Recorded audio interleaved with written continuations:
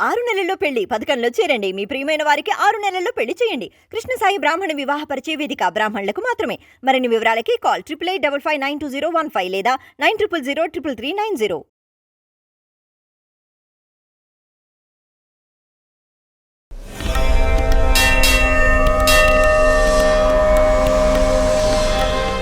శ్రీశైల క్షేత్రం మన ఆంధ్రదేశంలో ఉండడం మన అదృష్టం. నిజానికి ఆ ఉన్నటువంటి క్షేత్రము పరమేశ్వరుడు వెలిసినటువంటి కొండ పేరు శ్రీగిరి.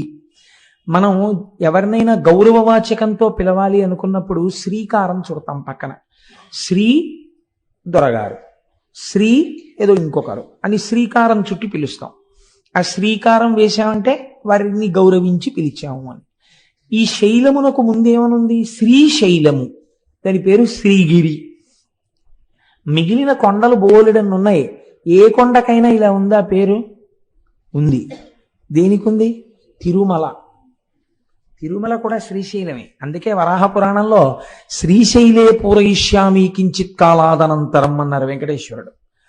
శ్రీశైలములు రెండు. ఒక శ్రీశైలము తిరుమల. తిరు అంటే ద్రవిడ భాషలో గౌరవవాచకం, శ్రీకారం. తిరుమలై, మలై అంటే కొండ. శ్రీశైలము సంస్కృతంలోకి చెప్తే ఇది శ్రీశైలము.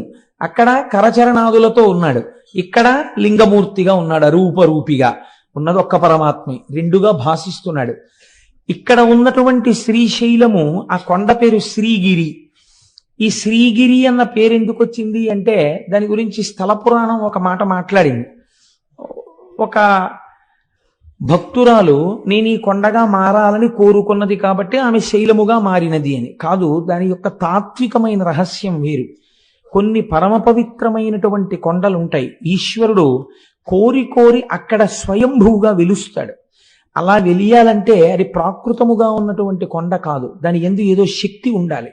మీరు చూడండి, మనకి ఒక మాట మాట్లాడుతుంటారు, శిలాభోగం స్థలాభోగం అంటారు. శిలాభోగం అంటే ప్రపంచంలో ఎన్నో శిలలు ఉంటాయి. ఏదో ఒక శిలని పట్టుకొచ్చి ఒక ఆయన చెక్కుతాడు, ఓ గుళ్ళో పెడతాడు. దానికి ఎన్ని అభిషేకాలో ఎన్ని పూజలో అది మూర్తి అయిపోయింది, శిలాభోగం. అంతకన్నా గొప్ప మూర్తిని చెక్కి ఇంకో గుళ్ళో పెడతారు, ఆ గుళ్ళోకి వెళ్ళేవాడు ఉండడం. శిలాభోగం అంటే దానికి లేదా అదృష్టం రాదు, ఇక్కడికి భక్తులు అంటారు. స్థలాభోగం, మీరు కొన్ని కొన్ని స్థలాలు చూడండి, మహాత్ములు అడుగుపెట్టిన వేళా విశేషం ఏమిటో తెలియదు కానీ నేను విశాఖపట్నంలో చూశాను అలాంటి ఇల్లు. ఒక ఇల్లు ఉండేది, అంటే మా బంధువులే ఉండేవారు అందులో, అందుకని నాకు తెలుసు. చీకటి గుహ ఎలా ఉంటుందో గదులు అలా ఉండేవి ఆ ఇంట్లో. అంత చీకటి, అంత అలా ఉండేవి ఆ గదులన్నీ కూడాను. కానీ ఆ ఇంట మంగళతోరణం కట్టి మళ్ళీ మంగళతోరణం ఎండిపోయింది తీయడానికి టైం ఉండేది కాదు, మళ్ళీ తోరణం కట్టించేవారు. ఎప్పుడూ శుభమే. ఆ ఇంట్లో ఎంత చిత్రం అంటే ఏదైనా శుభకార్యం జరగట్లేదంటే ఆ ఇంటికి వెళ్ళి ఓ 4 రోజులు ఉంటే శుభకార్యం అయిపోయేది. స్థలాభోగం, మీరు ఏమని చెప్పగలరు దానికి? స్థలాభోగం అనాలంతే. అంటే ఆ ఇంటికి ఏదో మహత్తరమైనటువంటి ఓ పెంకో ఏదో వచ్చేసింది అనమాట. ఆ స్థలం అటువంటిది. మనకి తెలియదండి ఒక్కొక్కసారి ఆ స్థలం అంత శక్తివంతమైందని మనం కనిపెట్టలేము, పెద్దలైతే కనిపెడతారు. శంకరాచార్యుల వారు పాదచారి అయి నడుస్తున్నప్పుడు ఒకానొక చోట వారు ఎండ నుంచి సేద తీరడం కోసమని కూర్చున్నారు.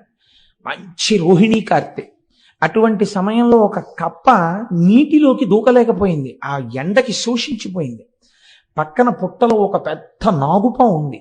ఆ నాగుపాం పాకుతూ వచ్చి కప్పని మింగుతుందని శంకరాచార్యుల వారు చూస్తున్నారు.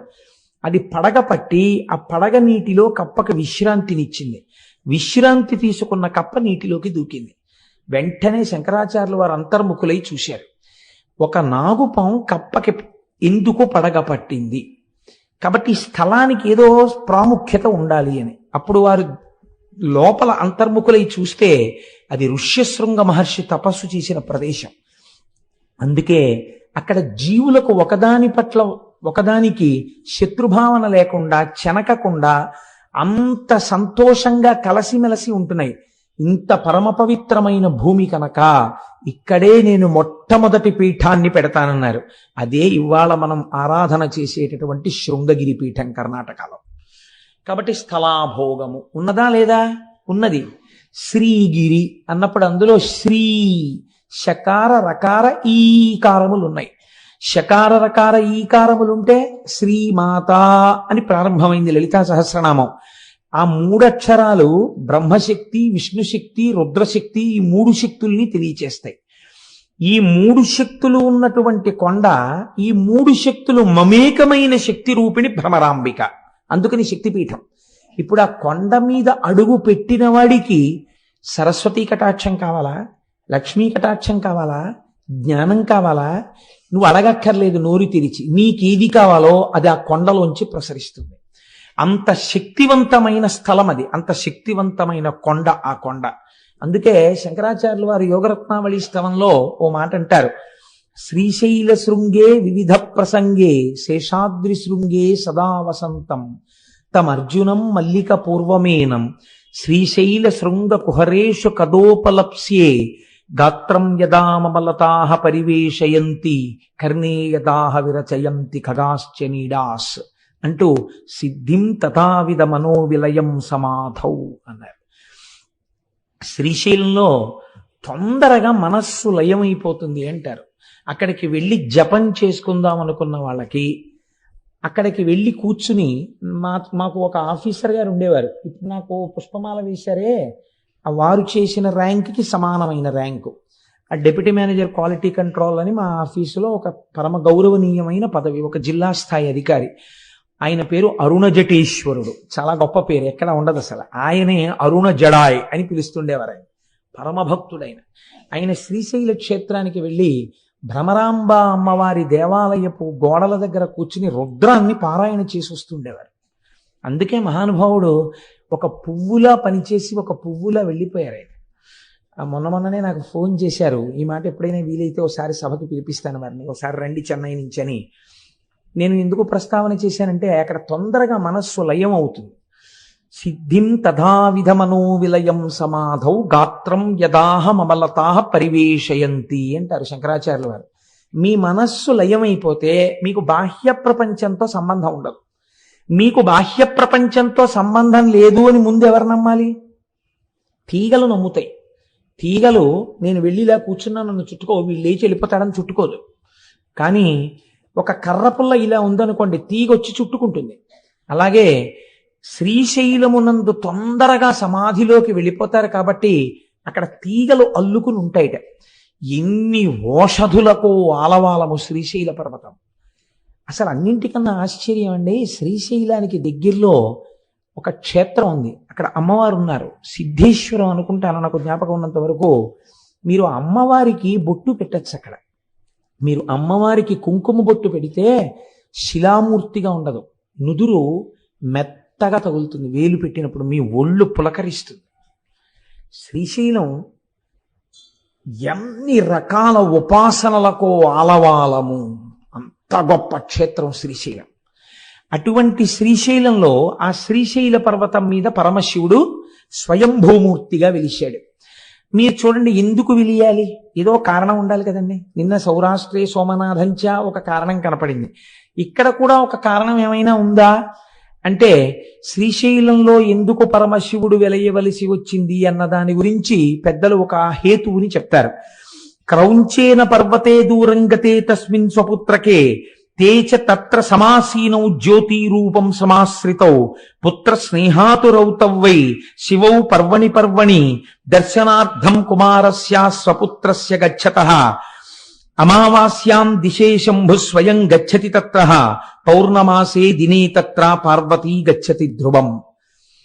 మీకందరికీ తెలుసున్నటువంటి విషయమే, గణాధిపత్యం ఎవరికి ఇవ్వాలి అని నిర్ణయం చెయ్యవలసి వచ్చినప్పుడు శంకరుడు తన ఇద్దరు కుమారులను పిలిచి ఎవరు భూమండలానికి అంతటికీ తొందరగా ప్రదక్షిణం చేసి వస్తారో వారికి నేను పట్టాభిషేకం చేస్తాను, వారికి నేను గణాధిపత్యం ఇస్తాను అన్నారు.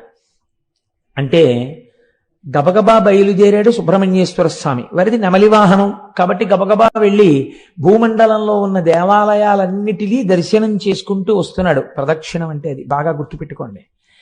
సాధారణంగా మనం ఈ కథని కథగా చెప్పేస్తాం. ఆయన ఏమన్నాడు పరమశివుడు? ప్రదక్షిణం చేసి రమ్మన్నాడు. ప్రదక్షిణం చేసి రమ్మంటే గుళ్ళల్లోకి ఎందుకండి? సుబ్రహ్మణ్యేశ్వర స్వామి వారు గిరగిరా తిరిగేసి వచ్చేయకూడదు ఏంటి? ఓ విమానం తిరిగేసినట్టు ఏరియల్ వ్యూ అంటాం కదా మనం, అలా నెమలి వాహనం ఎక్క అలా తిరిగిలా వచ్చేస్తే బాగుంటుంది కదా. ప్రతి గుళ్ళోకి వెళ్ళాడు ఆయన. ప్రతి గుళ్ళోకి వెడితే ఆయనకి ఏం కనపడేదంటే ఈయన గుళ్ళోకి వెళ్ళేటప్పటికీ విఘ్నేశ్వరుడు బయటికి వెడుతున్నట్టు కనపడేది. అయ్యో అన్న ఇదేంట్రా నాకన్నా ముందే బయటికి వెళ్ళిపోతున్నాడు, ఎలా వెళ్ళిపోతున్నాడు రా అనుకునేవాడు ఆయన. ప్రతి గుళ్ళోనూ ఈయన వెళ్ళడం, ఆయన బయటికి వెళ్ళడం. అదేంటి, ఎందుకు అసలు సుబ్రహ్మణ్యుడు గుళ్ళల్లోకి తిరగడం? ఆయన చెప్పాడా పరమశివుడు నువ్వు గుళ్ళల్లోకి వెళ్ళిరా, భూమండలం మీద ఉన్న గుళ్ళన్నీ చూసిరా అని చెప్పాడా, ప్రదక్షిణం చేసిరా అని చెప్పాడా? ప్రదక్షిణం చేసిరా అని చెప్పాడు. ప్రదక్షిణం చేసిరా అంటే గుళ్ళల్లోకి ఎందుకండి వెళ్ళడం? అదే ప్రదక్షిణం అంటే. ప్రదక్షిణం అంటే ఏమిటో తెలుసా అండి? దేవాలయంలో ప్రదక్షిణం చేసేటప్పుడు లోపల ఉన్న మూర్తి మిమ్మల్ని పరిశీలన చేస్తాడు. నన్ను నమ్ముకున్నటువంటి మహాభక్తులందరూ నా దేవాలయంలో కొలువు తీరి ఉన్నారు, వీరికి నమస్కరించి వీరి అనుగ్రహంతో నా దగ్గరికి వస్తాడా, వీళ్ళంతటి వాళ్ళు వీళ్ళెందుకని నా దగ్గరికి వస్తాడా చూద్దామని వీళ్ళని వదిలి లోపలికెళ్ళిన వాడిని చూడగానే ఇలా మొహం తిప్పుతాట పరమేశ్వరుడు. కాబట్టి మీకు ఆ ఈశాన్యలింగం అని ఉంది అరుణాచలంలో.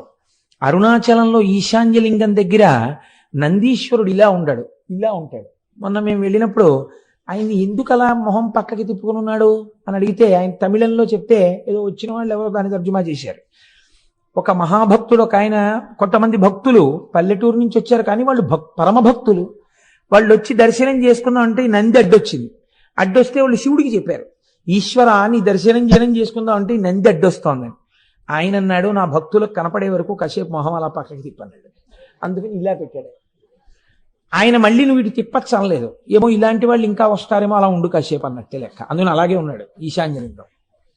కాబట్టి చూడండి, భక్తుల పట్ల ఆయన ఎంత ప్రీతి వహించి ఉంటాడో చూడండి. లోపల భక్తి ఉంటే ఆయన దాన్ని గమనిస్తాడు. ప్రదక్షిణం అంటే దేవాలయాలలోకి వెళ్ళి చేసినది ప్రదక్షిణం. అరుణాచల శైలమునకైనా సరే, అరుణగిరి ప్రదక్షిణం చేసేటప్పుడు దేవాలయాల్ని విడిచిపెట్టి మీరు కొండ చుట్టూ తిరిగితే అది ప్రదక్షిణం అవుతుందని నేను అనుకోవట్లేదు. ఎందుకంటే అలా శాస్త్రం మాట్లాడలేదు కనుక. లేకపోతే తలుపులు తీసి అర్ధరాత్రి వేళ కూడా లింగ దర్శనం అయ్యేటట్టుగా అరుణాచలంలో ఎందుకు ఉంచుతున్నారు? మీరు వెళ్లితేనే ప్రదక్షిణం పూర్తవుతుందని. మీరు వదిలిపెడితే ప్రదక్షిణం ఎలా అయింది? అది మీరు దేవాలయ సహితంగా చేసిందే ప్రదక్షిణం. మీరు లోపల తిరిగినప్పుడు కూడా ఆళ్వారులు ఉంటారు విష్ణువాలయం అయితే, నాయనారులు ఉంటారు శివాలయం అయితే, మీరు ప్రదక్షిణ పురస్సరంగా వెళ్ళాలి. చాలా మంది ప్రధాన దేవత దగ్గరికి వెళ్ళి వస్తారు, దానివల్ల ఈశ్వర అనుగ్రహం కలుగుతుందని నేను అనుకోవట్లేదు. మీకు భూమండల ప్రదక్షిణంలో విఘ్నేశ్వరుడు చేసిన ప్రదక్షిణమే దానికి ప్రమాణం. ఇంతలోకి ఆయన పాపం పోన్లే అన్నయ్య కన్నా ముందుకెడతానేమో అని పరిగెత్తాడు కైలాసం దగ్గరికి వచ్చాడు. ఈయన ఏం చేశాడు? గణపతి నిజంగా వెళ్ళారు ఆయన సూక్ష్మంలో మోక్షం అంటారు చూసారా, అటువంటిది ఒకటి చేశాడు. అన్ని వేళలా చెయ్యకూడదు, ఎప్పుడు నిజంగా మీరు చేయలేరో అప్పుడు చెయ్యాలి దాన్ని. శ్రీరామ రామ రామేతి రమే రామే మనోరమే సహస్రనామ తత్తుల్యం రామనామవరాననే నిజమే. శ్రీరామ శ్రీరామ శ్రీరామ అంటే విష్ణు సహస్రం చెప్పినట్టు. అందుకని పూజంతా మానేసి 3 మాటలని వెళ్ళిపోతానంటే కుదరదు. నిజంగా మీకు అంత టైం లేని పరిస్థితి వచ్చినప్పుడు శ్రీరామ శ్రీరామ శ్రీరామనమని. పాపం నెమలి వాహనము లేదు, స్థూలకాయం ఎలక వాహనం, నేను తిరగలేనేమో అనుకుని అన్ని విధాలా బేరీజు వేసుకున్నప్పుడు ఆయన ఏం చేశాడంటే, నాన్నగారు తల్లిదండ్రులకు చేసినటువంటి ప్రదక్షిణం భూమండలానికి చేసిన ప్రదక్షిణంతో సమానం, కాబట్టి నేను మీకే ప్రదక్షిణం చేసి మీకే నమస్కరిస్తున్నాను, అశక్తుడను కనుక. ఈయన అశక్తుడే, అలా సుబ్రహ్మణ్యుడితో సమానంగా వెళ్ళడానికి ఎవరు అంగీకరించాలి? సర్వజ్ఞుడైన శంకరుడు అంగీకరించాలి. ఈ బుద్ధి కుశలత ప్రదర్శించాడు, గణాధిపత్యం ఇచ్చారు. చిన్నపిల్లలకి మంకుతనం ఉంటుంది కదండి, అందులో నువ్వు ఓడిపోయావురా అన్నారు అనుకోండి, చాలా బాధగా ఉంటుంది. అంతవరకు ఎందుకంటే ఓ బస్సులో ఆడపిల్లలు మగపిల్లలు కలిసి వెళ్తున్నప్పుడు అంత్యాక్షరి పెట్టి గెలిచారని మగపిల్లలకి ప్రైజ్ ఇస్తే పెద్ద అల్లరైపోతుంది. ఆడపిల్లలకి ఇస్తే మగపిల్లలందరూ మొహాలు ముడిచేసుకున్నారు మేము మనం వెళ్ళినప్పుడు. అంటే అదో ముచ్చట అనుకోండి. ఎందుచేత అంటే ఓడిపోయావు అనేటప్పటికీ అది జీర్ణం కాదు, ఆ మాట వాళ్ళు అంగీకరించలేదు. అందుకే మనం ఇంగ్లీష్లో దానికి ఒక చమత్కారమైన మాట రన్నర్స్ అప్ అని పెట్టారు. ఏమిటో అంటే ఓడిపోయిన వారు అని అనకుండా, ఇదేంటి వీరిని గెలిచిన వారు వారిని గెలిపించిన వారు వీరు అని ప్రైజ్ ఇచ్చారనుకోండి, బహుశా సంతోషిస్తారేమో, ఓ మర్యాద ఉంది కాబట్టి. కనుక ఇప్పుడు సుబ్రహ్మణ్యుడు ఓడిపోయాడు, పెద్ద ఆయన గెలిచాడు, అందుకని వాడికి నేను పట్టాభిషేకం చేస్తున్నాను రా అన్నారు. అంటే అది అంగీకరించలేని అజ్ఞాని సుబ్రహ్మణ్యుడు కాడు. కానీ నాన్నగారు ఎలా అయినా ఈ ధర్మ సూక్ష్మం ఒకటి ఉంది శాస్త్రంలో అని చెప్పేసి అంగీకరించేసి ఆ అన్నయ్యకి చేసేశారు. అన్నయ్యకి చేసేశారని ఆయన బాధ కాదండో, అన్నయ్యకి చేసేశారని బాధ అయితే రావణాసురుడు కుబేరుడు మీరు యుద్ధానికి వెళ్ళినట్టు యుద్ధానికి వెళ్ళాలి. ఆయనకి అది కాదు బాధ. ఓటమి వలన కలిగినటువంటి చిన్ని అక్కసు. చంటి పిల్లాడు కదండి సుబ్రహ్మణ్యుడు అంటే. ఆ మాత్రం లేకపోతే అందమే ఉంటుందండి పిల్లల దగ్గర. 70 ఏళ్ళు వచ్చినా పిల్లాడు అమ్మ దగ్గరికి వెళ్ళినప్పుడు అమ్మే, నాన్నగారి దగ్గరికి వెళ్ళినప్పుడు నాన్నగారే. పిల్లలు తల్లిదండ్రుల దగ్గర అలాగే ఉంటారు. అందుకని చిన్న కోపం వచ్చింది. కోపం వచ్చి నేను వెళ్ళిపోతున్నానని వెళ్ళిపోయాడు. ఎక్కడికి వెళ్ళిపోయాడు? ఎక్కడికి వెళ్ళిపోయినా తెలుస్తుంది వాళ్ళకి. వాళ్ళకి తెలియదేంటి సర్వజ్ఞులు పార్వతీ పరమేశ్వర్ల కనుక చూశారు ఎక్కడికి వెళ్ళాడు వీడని. ఇంట్లో ఫంక్షన్ అయిపోయింది, పట్టాభిషేకం. ఓసారి వీడి దగ్గరికి వెడదాం రమ్మని కబురు చేశారు. రే నాన్న వచ్చి అదేమిట్రా, నేను రాను అన్నాడు. పిల్లలు చూడండి మూతి ముడుచుకుని మీద ఎక్కి కూర్చుంటారు. నేను రాను ఇంట్లోకి అంటారు. తండ్రి 2 రెక్కలు ఎత్తి తీసుకొచ్చేయగలడు ఇంట్లోకి, కానీ అలా తీసుకురాడు. వెళ్ళి చాలా బతిమాలతాడు. అందులో ఏముంది? తండ్రి ఓటం ఉందా? తండ్రితనం ఉంది, తల్లితనం ఉంది కదండి. ఇప్పుడు మీకు శ్రీశైల క్షేత్రం వింటే ఏమర్థం అవుతోంది? శివలింగాన్ని చూడగానే మీకు ఎంత పులకరింత రావాలి, నువ్వు మా తండ్రివి. అందుకని కదా ఇంత బతిమాలడమా సుబ్రహ్మణ్యుడి కోసం. అందుకని పార్వతీ పరమేశ్వరులు ఇద్దరూ కైలాస పర్వతం నుంచి సుబ్రహ్మణ్యుడి కోసం వచ్చారు. చూడండి, ఈ అరుగు మీద పిల్లాడు కూర్చుంటే దెబ్బలాడిన నాన్నగారి మీద కోపం వచ్చి పిల్లాడు అక్కడ కూర్చుంటే నాన్నగారు వెళ్ళి ఇలా పక్కన కూర్చుని ఏదో చెప్దాం అనుకునే వాళ్ళకి వాళ్ళు లేచి మళ్ళీ ఈ అరుగు మీదకి వెళ్ళిపోతాడు. అలా సుబ్రహ్మణ్యుడు ఓ 24 క్రోసులు ముందుకు వెళ్ళిపోయాడు. వెళ్ళిపోతే శంకరుడు ఎక్కడికి వెళ్ళి కూర్చున్నాడు? ఆయన వెళ్ళి మల్లెతీగల చేత చుట్టుకోబడినటువంటి ఒక అర్జున వృక్షం కింద ఆయన కూర్చున్నాడు. ఆయన వెడితే అమ్మగారు ఊరుకుంటుంది ఏంటి? ఆవిడ మహాపతివ్రత. ఆవిడ కూడా గబగబా వెళ్ళింది పక్కకి. వెళ్ళి ఆవిడ కూర్చుంది. ఏమిటండి వీడు మంకుతనం? మీ అంతటా ఆయన అసలు ఏం బొత్తిగా బుద్ధి లేదేం, చిన్నవారా చితకవారా? ఏమిటి మీ పెద్దరికని తెలుసుకోకుండా ఇప్పుడు మీరే బతిమాలు వస్తే వాడు వెళ్ళిపోవడం ఏమిటి అంది. పోన్లేదు పిల్లాడు అన్నారు. అని మొట్టమొదట అమావాస్య రాగానే చీకటి కదా, కొత్త ప్రదేశం కదా, ఒక్కడు ఎలా ఉన్నాడో ఏమిటో అని ముందు శంకరుడు వెళ్ళాడు. వెళ్ళి అయిపోయింది, అప్పటికి ఆలక తీరిపోయింది. వెళ్ళిపోయి అదే దండాయుధపాణి అంటారు. ఆయన వెళ్ళి ఆ పిల్లాడి దగ్గర కూర్చుని ఏంట్రా నాన్న ఇలా వచ్చావు అంటే అప్పటికి ఆయన మహాజ్ఞానిగా నిలబడ్డాడు. అంటే కోపం పోయింది. ఆ క్షేత్రం మనం దర్శనం చేస్తాం. అందుకే ఈయన అమావాస్య నాడు వెళ్ళి దర్శనం చేసి వస్తారు. ప్రతి పౌర్ణమి నాడు అమ్మవారు వెళ్ళి దర్శనం చేసి మళ్ళీ వస్తుంటుంది శ్రీశైలానికి. పిల్లాడికి దగ్గరలో ఉన్నాం అనిపించుకోవడానికి అక్కడే ఉండి చక్కగా ఇద్దరిని చూస్తూ ఆ సుబ్రహ్మణ్యుణ్ణి చూసుకుంటూ ఎలాగో వచ్చాం కదా ఈ క్షేత్రానికి, ఇక్కడ చక్కగా ఈ మల్లె చెట్టు కిందకు వచ్చాం కదా అని పిలిచారు. ఎవరు ప్రార్థించారని పిలిచారు? ఇందులోనే మీరు శ్రీశైలానికి సంబంధించినటువంటి ఒక గొప్ప రహస్యాన్ని పట్టుకోవాలి.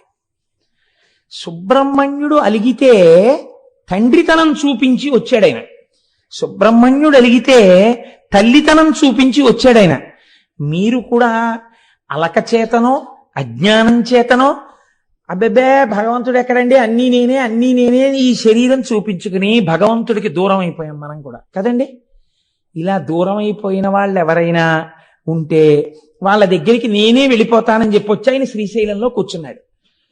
దూరం అయిపోయిన వాళ్ళని వెతుక్కుంటూ ఆయన వస్తే ఆయన మా అమ్మ నాన్నగారు అక్కడ కూర్చున్నారు అనుకుని మీరే శ్రీశైలం వెళ్ళారనుకోండి, ఎంత సంతోషపడిపోతాడండి. నా పిల్లలు చూడవే, కడుపున పుట్టిన వాడికన్నా వీళ్ళు నా పిల్లలే చూడు నా కోసం వచ్చాడు అని పొంగిపోతాట. అందుకే శ్రీశైల మల్లికార్జునుడిది ధూళి దర్శనం. ధూళి దర్శనం అంటే మీరు కాకినాడలో బయలుదేరి శ్రీశైలం వెళ్లే లోపల ఓ 10 గంటలో 15 గంటలో నిద్రపోతారు. ఏ బట్టలో కట్టుకుని ఏ హోటల్లోకో వెళ్ళి అన్నం తినేస్తారు. ఆ పచ్చడి గిచ్చడి మీద పోసేసుకుంటారు.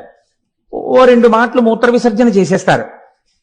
ఇంకో మాట అవసరమైతే ఇంకొక శంక కూడా తీర్చుకుంటారు. ఆ బట్టలతో శ్రీశైలం కొండ మీద కడతారు. వెళ్ళిన తర్వాత మీరు ఒక కాటేజ్ ఏదో తీసుకుని లోపలికి వెళ్ళి స్నానం చేసి శౌచంతో వెళ్ళి శివలింగాన్ని ముట్టుకున్నారు అనుకోండి, కొంచెం చిన్నబుచ్చుకుంటాడు ఆయన. ఏమిటంత శౌచంగా వచ్చాడు వీడు అని. మీరు ఆ శ్రీశైల క్షేత్రానికి వెళ్ళగానే కాళ్ళ నిండా మట్టి పట్టేసి కాళ్ళు కడుక్కోకుండా చేతులు కడుక్కోకుండా స్నానం చేయకుండా పూర్తి చేసుకున్న శరీరంతో అనగా దూరదేశం నుంచి వెళుతున్నారనుకోండి, ఎంత అశౌచం అండి. మరి మలమూత్ర విసర్జన చేసిన శరీరం ఎంత అశౌచంతో కూడుకున్నది. పైగా మీరు కొంతసేపు నిద్రపోయారు బస్సులో, రైల్లో. నిద్ర ఎంత అశౌచం వస్తుంది. ఎందుకంటే కొన్ని శరీరంలోంచి విసర్జింపబడవలసినవి బయటికి వస్తాయి. నిద్రపోతే పుసులు కడతాయి కళ్ళు. ఇటువంటివన్నీ ఏర్పడినప్పుడు మళ్ళీ స్నానం చేసి కానీ దేవాలయంలోకి వెళ్ళకూడదు. మీరు ఇన్ని అశౌచాలు దగ్గర పెట్టుకుని కాటేజీలో పెట్లు పారేసి ఈ మట్టి చేతులతో ఈ మట్టి కాళ్లతో వీలైతే ఇంకోసారి శ్రీశైలం కొండ మీద ఒక కప్పు టీ తాగకపోతే ఉండలేనని తాగేసి కాళ్ళు కడుక్కోకుండా శ్రీశైలం గుడి దగ్గరికి వెళ్ళి ధూళి దర్శనానికి వచ్చామండి అని లోపలికి వెళ్ళి ఈ మట్టి కాళ్లతో మోకాళ్ళ మీద కూర్చుని మట్టి చేతులతో శివలింగాన్ని ముట్టుకుని చెమట పట్టేసిన మొహంతో శివలింగం మీద తల తాటిస్తే పొంగిపోతట ఆయన.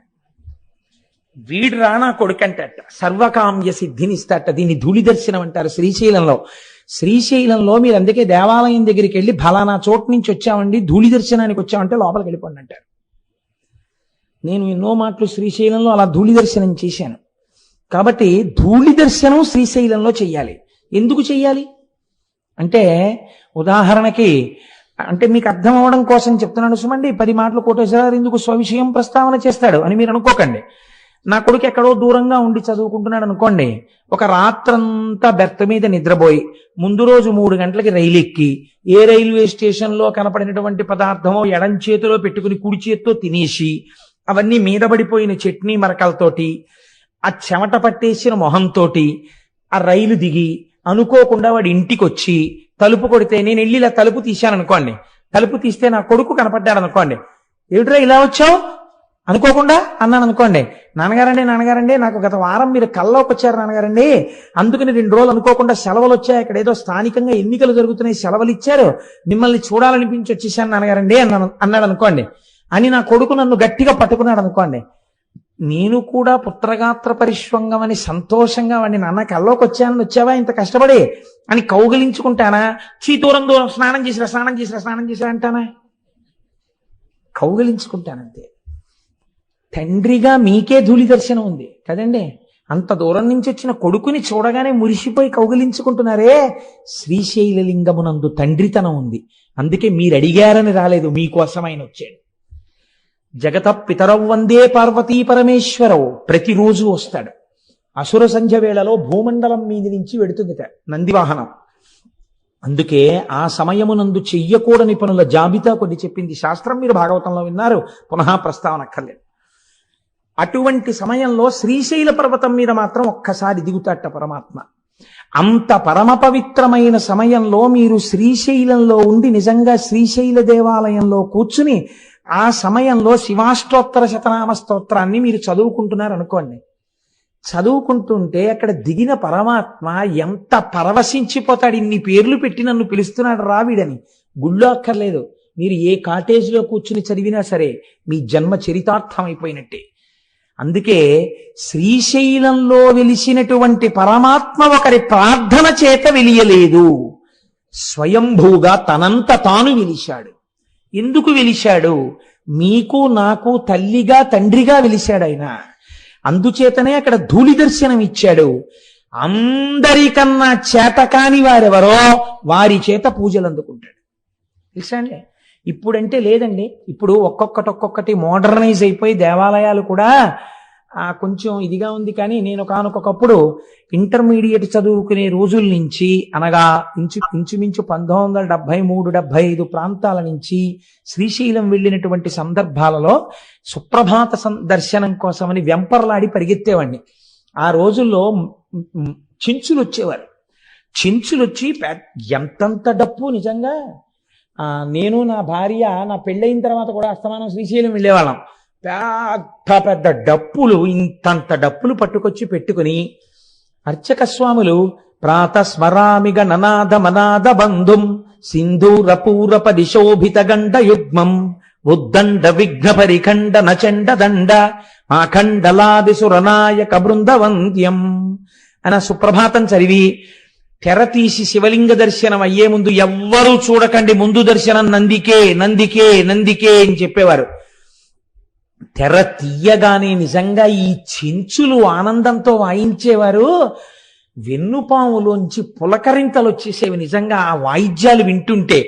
అంత సంతోషంతో మల్లన్న మల్లన్న ఓ చెవిటి మల్లన్న మల్లన్న మల్లన్న ఓ చెవిటి మల్లన్న నడిచేవారు. ఆయనకి అదో పేరండి, చెవిటి మల్లన్న నడిస్తే పొంగిపోతాట శ్రీశైలం వెళ్ళి. భగవంతుడికి ఏమైనా మంచి పేర్లు ఉంటాయి. ఓ శివ అంటారు, ఓ శంకర అంటారు. చెవిటి మల్లన్న ఏమిటండి? అక్కడికి వెళ్ళోసారి ఓ చెవిటి మల్లన్న విన్నావా అంటే పొంగిపోతాట ఆయన. ఆయనకి అదో పేరు శ్రీ మల్లికార్జునుడికి. ఎక్కడైనా విన్నారా మీరు ఇటువంటి చేష్టతో? ఏమిటి సౌలభ్యం పరమాత్మది అంటే, ఒక భక్తుడు ఒకడు నువ్వు నన్ను రక్షించి కాపాడు సుమా అన్నాడు. ఏమీ తెలియని అమాయకపు భక్తుడు. అలాగే ఉంది శివలింగం. బయటికి వచ్చి మళ్ళీ చెప్పాడు, నేను చెప్పింది విన్నావా, నిన్ను నమ్ముకుని వచ్చాను తండ్రివని, చెయ్యాలి సుమా అన్నాడు. అలాగే ఉంది శివలింగం. విన్నాడా అని అనుమానం వచ్చింది. లోపలికి జనం వెళ్తున్నారు వస్తున్నారు, నేను చెప్తున్నాను విన్నాడంటావా, ఓ చెవిటి మల్లన్నా విన్నావా అన్నాడు. వెంటనే బాబోయ్ వీడు ఇంకో మాట అనకుండా తీర్చేద్దామన్నా కోరిక తీర్చేసేట. అప్పటి నుంచి ఇప్పటి వరకు చెవిటి మల్లన్న అన్న బాబోయ్ విన్నాను రోయ్ అంటట. తండ్రిని చూడండి మీరు, తండ్రి మహాప్రాజ్ఞుడు, అందరి చేత నమస్కరింపబడేవాడు, లోకపూజితుడు. అటువంటి తండ్రి కుర్చీలో కూర్చుని ఉంటాడు.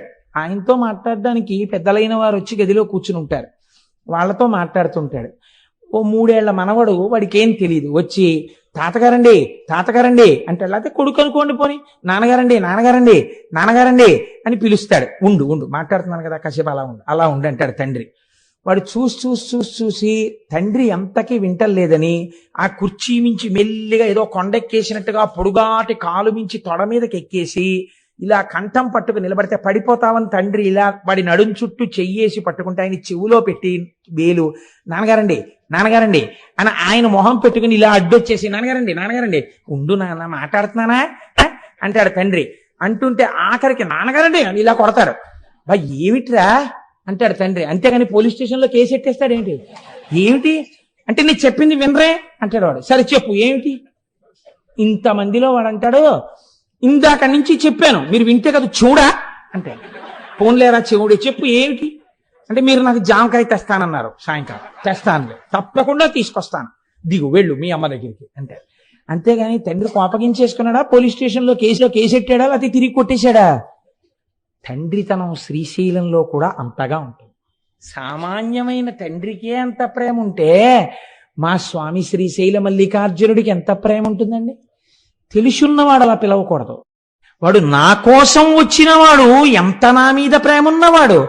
కాబట్టి అలా వచ్చిన వాడిని గురించి ప్రత్యేకం రాయండి ఖాతాలో. శ్రీశైలం వచ్చాడంటే నేను ఒకటి ప్రార్థనను అనుసరించి రాలేదు, తండ్రిగా వచ్చి కూర్చున్నాను. నేను తండ్రినని నా కోసం వాడంతా శ్రమపడి డబ్బు ఖర్చు పెట్టుకుని వచ్చాడు, మరి ప్రత్యేకం రాయొద్దు వాడి పేరు?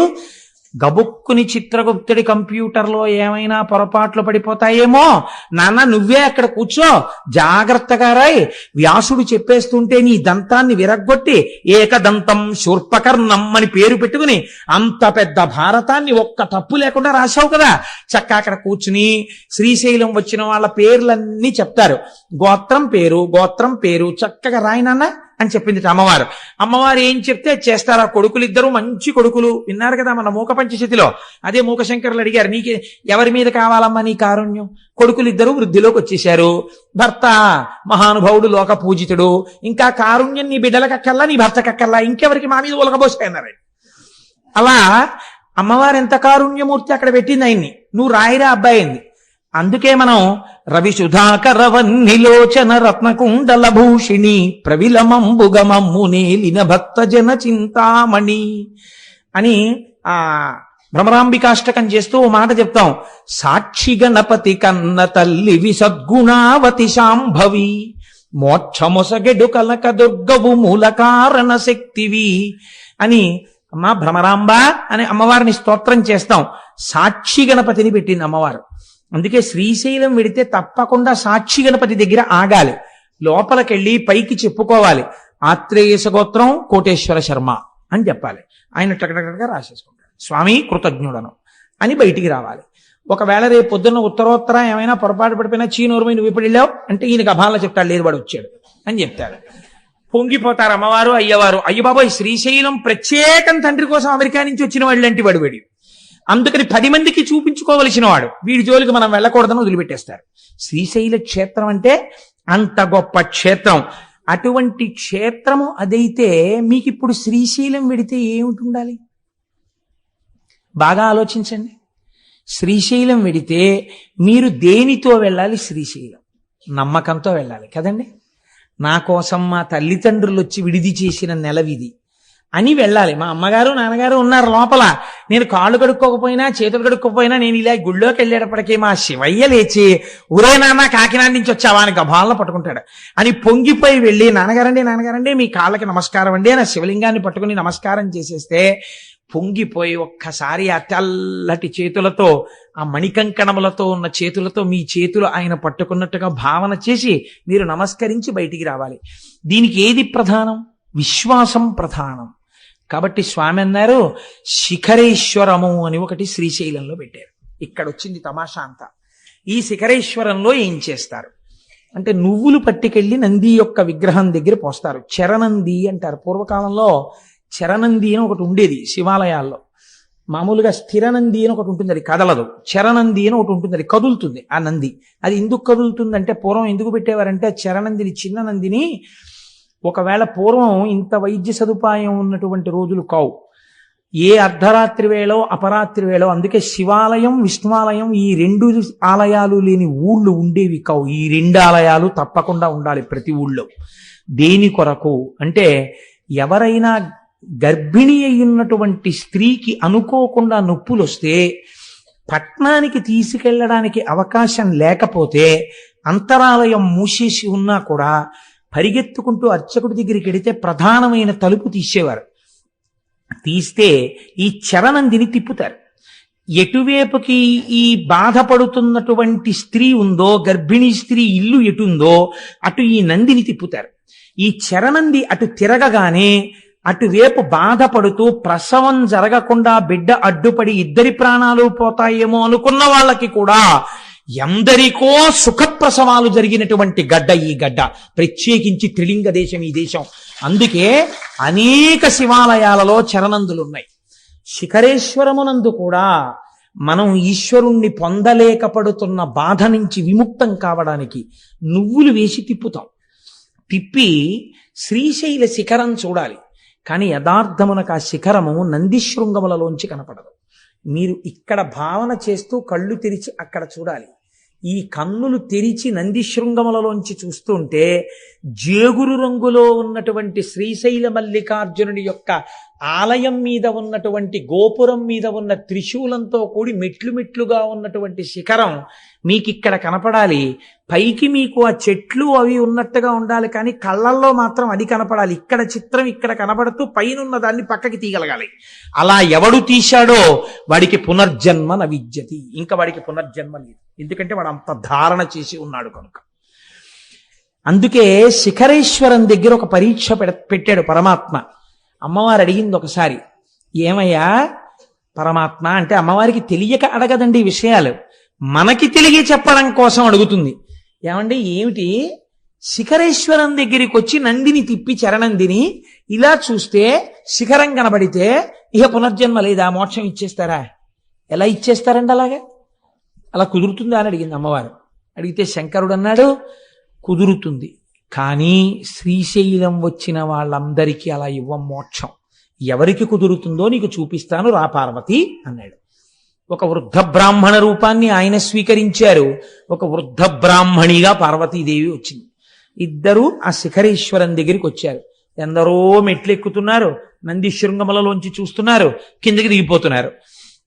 అక్కడే ఒక చిన్న ఊబిని సృష్టించారు. అందులో ఈ వృద్ధ బ్రాహ్మణుడు దిగిపోతున్నాడు. ఆ ఒడ్డున ఉన్నటువంటి వృద్ధ బ్రాహ్మణి అంది, మా ఆయన దిగబడిపోతున్నాడు, నా పసుపు కుంకాలు కాపాడబడాలి కదా, అందుకని ఒక్కసారి ఎవరైనా చెయ్యిచ్చి పైకి లాగండి, నేను వృద్ధురాలను, నా భర్తని పైకి లాగలేకపోతున్నాను అంటే గబగబా వచ్చి చెయ్యి ఇవ్వబోయారు. మీలో పాపం లేని వాళ్ళు పైకి లాగండి అనేటప్పటికీ నాకు పాపం లేకపోవడం ఏమిటి, ఎన్ని దిక్కుమాల పనులు చేశానని వెళ్ళిపోయాడు ప్రతివాడు. అటుగా ఒక వేశ్య కిందకి దిగుతోంది. ఈవిడ వేశ్య అని అందరూ అంటున్నారు. ఆవిడ దిగుతూ వచ్చి నేను లాగుతానమ్మా అని చేయి పట్టుకుంది. పట్టుకుంటే ఆవిడంది పార్వతీదేవి, ఏమమ్మా అందరూ మాకు పాపం ఉందని వెళ్ళిపోతుంటే నువ్వు ఒక్కదానివి వేశ్యవి అని వాళ్ళందరూ చెప్తున్నారు. వాళ్ళ పాపముల కన్నా నీ పాపము గట్టిది కదా, నువ్వు ఎలా లాగుతావు నా భర్తని అని అడిగింది. అయితే ఆవిడంది, శ్రీశైల శిఖరం దృష్ట్యా పునర్జన్మ నవిద్యతే. అమ్మా నేను ఇప్పుడు శ్రీశైల శిఖర దర్శనం చేశాను. శ్రీశైల శిఖర దర్శనం చేత మోక్షం రావాలంటే పాపము లేదు పుణ్యము లేదు, రెండూ సున్నా అయిపోతే కదా మోక్షం. ఇప్పుడు నా ఖాతాలో పాపం ఎక్కడుందమ్మా, పాపం లేదు పుణ్యం లేదు, అందుకుని లాగుతున్నానమ్మా, నేను అర్హురాలను అంది.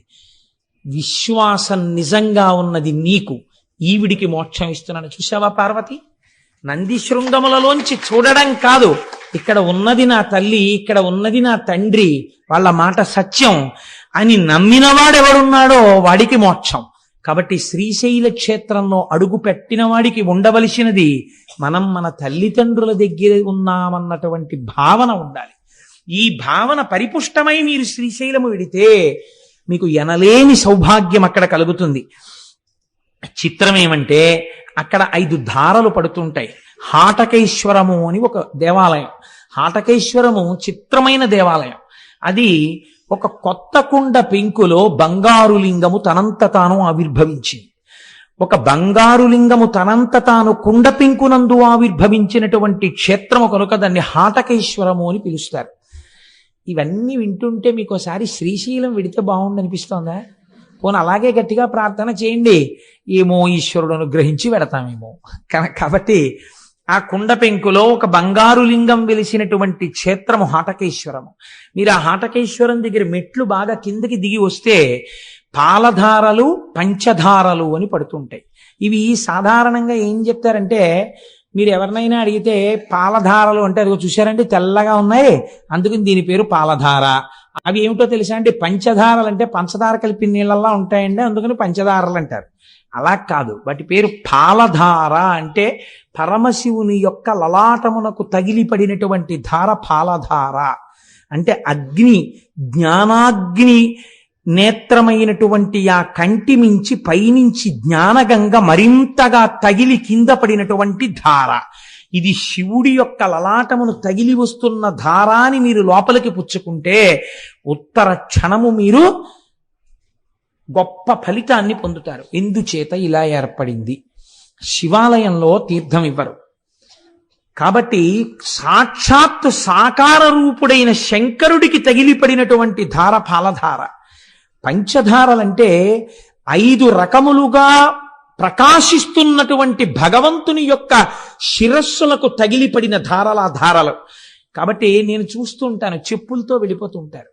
కనీసం అక్కడ మాత్రం మర్యాద పాటించాలి. ఆ తీర్థం తీసుకునేటప్పుడు ఒక సంవత్సరం మేమందరం అక్కడికి వెళ్ళాము. వెడితే అక్కడ శంకర భగవత్పాదాచార్య స్వామి తపస్సు చేసి అక్కడే శివానంద లహరి చెప్పారు. అక్కడ ఆయనకి భ్రమరాంబికాదేవి ప్రత్యక్షమైంది. అంత పరమపావనమైన క్షేత్రమని మేము అక్కడ శంకరాచార్య స్వామి వారి ముందు నిలబడి ఆ తోటకాచార్యకృతమైనటువంటి శంకరాచార్య స్వామి వారి అష్టకాంతో స్వామికి నమస్కారం చేసి తిరిగి వచ్చాం. చంద్రశేఖర పరమాచార్య స్వామి అక్కడే ఉండిపోతానన్నారు. తపస్సు చేసుకుంటూ ఉండిపోతానన్న ప్రదేశం అదే.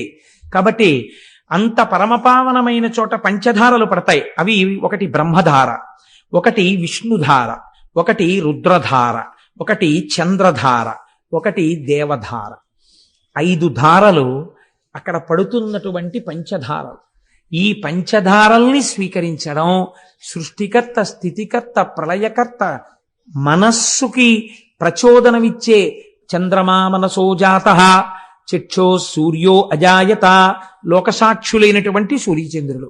ఈ 5 తీర్థములను మీరు అక్కడ తీసుకోవచ్చు. అంత పరమపావనమైనటువంటి క్షేత్రము శ్రీశైల క్షేత్రం. మీరు అక్కడ ఉండేటటువంటి చిత్రం ఏమిటో తెలుసా అండి, శ్రీశైలంలో ఉన్నటువంటి భ్రమరాంబ అమ్మవారి దేవాలయం వెనకాతల నిశ్శబ్దంగా ఉన్నప్పుడు మీరు వెళ్ళి చెవిని బాగా నొక్కి పెట్టి ఉంచి మీరు చాలా జాగ్రత్తగా కళ్ళు మూసుకుని వింటే ఒక తుమ్మెద చేసినటువంటి ఝంకారము వినపడుతుంది.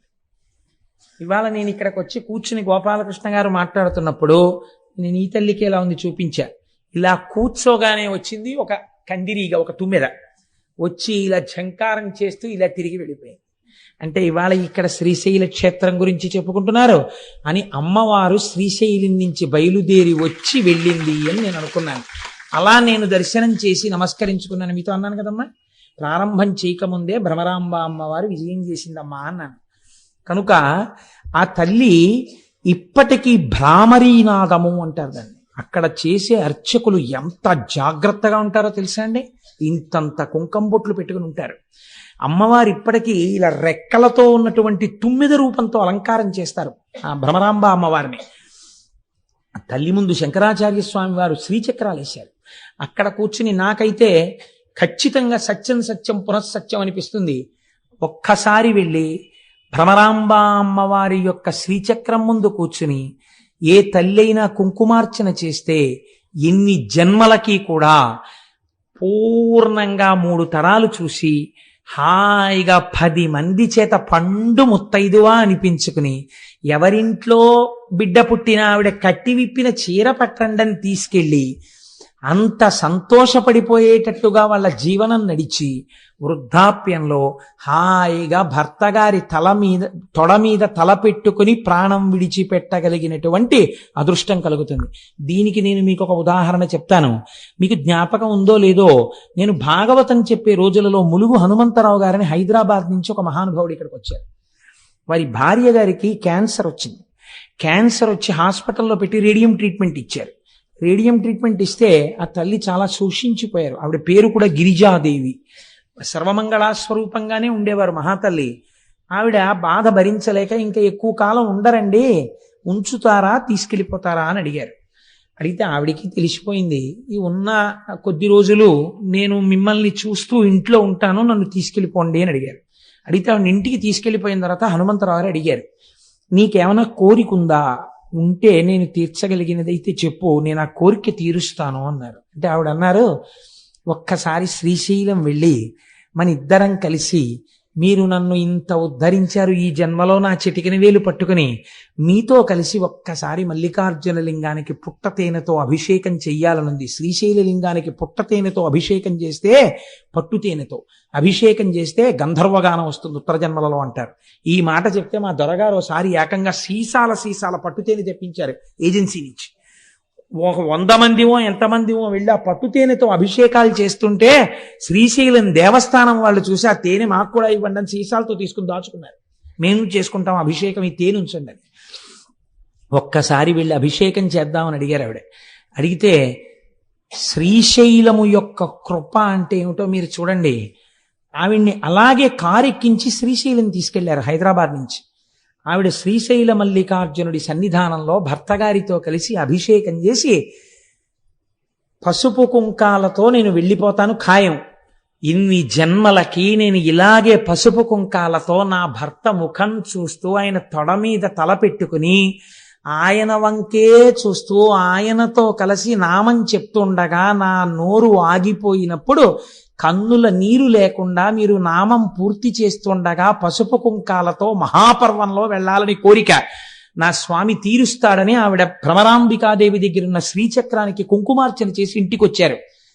మహాశివరాత్రి మిట్ట మధ్యాహ్నం అయ్యవారికి అమ్మవారికి మారేడు దళాలతో పసుపు కుంకాలతో అర్చన చేసి చక్కగా భర్తని పిలిచి, నాకేదో వెళ్ళిపోతున్నానని అనిపిస్తోంది, నేను ఒక్కసారి శివాష్టోత్తరం చదువుతుంటాను, మీరు నాతో కలిసి చదవండి, మీ తొడ మీద తల పెట్టుకుని కొడుకుని కోడల్ని కూతుర్ని అల్లుణ్ణి చూస్తూ ఏ బెంగ లేకుండా మీ వంటి మహాత్ముడికి భార్యనయ్యాను, చాలు, చూస్తూ వెళ్ళిపోతాను, నా నామం ఆగిపోయిన దగ్గర మీరు నామం పూర్తి చెయ్యండి అని ఆ తల్లి ఎంత గొప్పగా చెప్పుకున్నారో ఆ రోజుల్లో. మహాశివరాత్రి మిట్ట మధ్యాహ్నం 12 గంటల వేళ భర్త గారి తొడ మీద తల పెట్టుకుని వెళ్ళిపోయారు ఆవిడ. కోరిక తీర్చేశాడు మల్లికార్జునుడు. గిరిజాదేవి ఆవిడ పేరు. నేను ఎందుకు అసలు ఇది చిత్రంగా నాకు ఆలోచనలోకి వచ్చింది ఈ విషయం. నేను ఎందుకు ఈ మాట చెప్తున్నానంటే, ఆ భ్రమరాంబిక అమ్మవారి ముందు ఒక్కసారి కూర్చుని భార్యాభర్తలై ధర్మపదంలో చెరించాలనుకుని చిటికిని వేలు పట్టుకున్నవాడు తప్పకుండా జీవితంలో చెయ్యవలసిన పని అమ్మ దగ్గర కూర్చుని కుంకుమార్చన చేసుకోవాలి.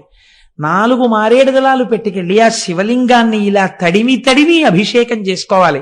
తల తాటించి నమస్కరించుకోవాలి. అంత అవకాశాన్ని తల్లిదండ్రులు ఇచ్చినా వినియోగించుకోకపోతే ఎవడు ఉద్ధరించగలడండి? కాబట్టి ఇది మనం వినియోగించుకోవలసినటువంటి గొప్ప క్షేత్రం. అది మన ఆంధ్రదేశంలో ఉండడం మన అదృష్టం. ఆ తల్లి అరుణాసురుడు అనేటటువంటి ఒక రాక్షసుడు బయలుదేరాడు బ్రహ్మగారి ఇచ్చినటువంటి వరాల వల్ల. వాడు లోకములనన్నింటినీ క్షోభింప చేస్తున్నటువంటి సమయంలో భ్రామరీ రూపాన్ని పొందింది తల్లి.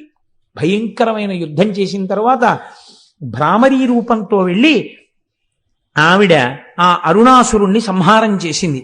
ఇప్పటికీ కూడా శాస్త్రంలో ఏం చెప్తారంటే, శ్రీశైల మల్లికార్జునుడు మల్లెపువ్వైతే అమ్మవారు సారగ్రాహి. ఎప్పుడు తుమ్మిది ఎక్కడ తిరుగుతుంది? పువ్వు చుట్టూ తిరుగుతుంది. ఆయన మల్లికార్జునుడు, ఆవిడ భ్రమరాంబికాదేవి. ఎక్కడ శివుడున్నాడో అక్కడ ఆవిడ భ్రమర రూపంతో తిరుగుతుంటుంది. అక్కడ శివుడున్నాడు, పైన శక్తి రూపంతో ఆవిడుంది. అందుకే ఇప్పటికీ ఆ నాదం వినపడుతుంటుంది. ఈ భ్రమరాంబిక అమ్మవారి దేవాలయంలో వచ్చేటటువంటి భ్రామరీ నాదాన్ని రికార్డ్ చేశాయి all India radio, Hyderabad, Vijayawada, Kurnool stations చేసి ఎన్నో మార్లు ప్రసారం చేశారు రేడియోలో. ఇప్పుడు శ్రీశైల క్షేత్రంలో ఉన్న భ్రామరీ నాదాన్ని ప్రసారం చేస్తున్నాం వినండని. ఒక తుమ్మెద ఎగురుతున్నప్పుడు వచ్చినటువంటి ఝంకార ధ్వనులు ప్రసారం అయ్యాయి. ఇది పరమ యథార్థం నేను చెప్తున్నది. ఒక పరమ పవిత్రమైన వేదిక మీద కూర్చుని అబద్ధాలు చెప్పవలసిన అవసరం నాకు లేదు. మీరు కావాలంటే శ్రీశైలం వెళ్ళినప్పుడు అడగండి, ఆకాశవాణి వాళ్ళు దీన్ని ప్రసారం చేశారా? భ్రామరీనాదాన్ని చేశారు. రికార్డింగ్ లో కూడా ఎక్కింది అది.